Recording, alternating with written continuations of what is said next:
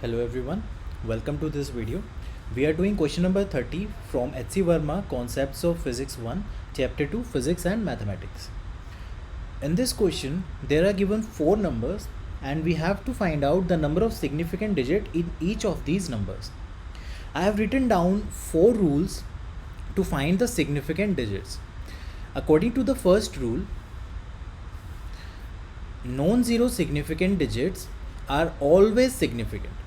So therefore all the non-zero digits, like in the number 2, 4, 5, the 3 digits 2, 4 and 5 all are non-zero digits, so we will say that this number has 3 significant digits. According to the second rule, any zeros between 2 significant digits are significant. So therefore if I have a number 2045, this 0 is between 2 significant numbers 2 and 4.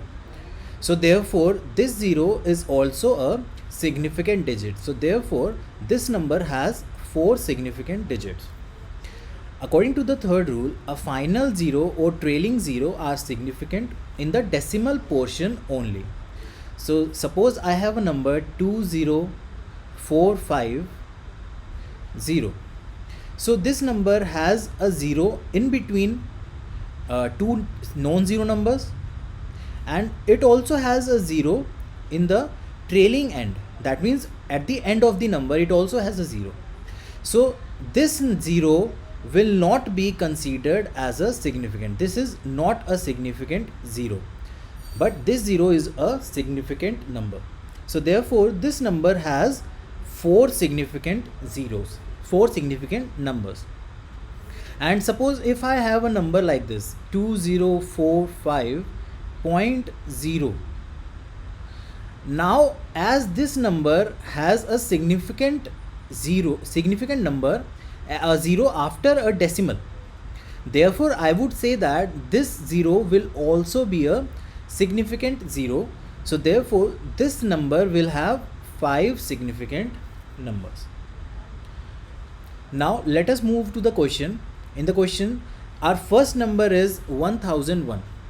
So in the A part, in 1001, there are 2 zeros between 2 non-zero numbers, and non-zero numbers are significant. So we have 2 zeros between them. So non-zero digits are always significant. Therefore 1 and 1 are significant. Any zeros between 2 significant digits, as 1 and 1 are significant, and these 2 zeros are between 1 and 1, therefore they are also significant according to the rule 2. So this number 1001 has all the digits significant, therefore it has 4 significant digits. Now in the B part, the number is 100.1. Now these 2 zeros are again between 2 significant numbers, so therefore these 2 zeros are also significant. So therefore this number has 4 significant zeros. In the C part, these 2 zeros are between 1 and 1, 2 significant numbers, hence these 2 zeros are significant. And this is the trailing 0, this is a trailing 0, and it is in the decimal portion. So according to the third rule, this 0 will also be significant.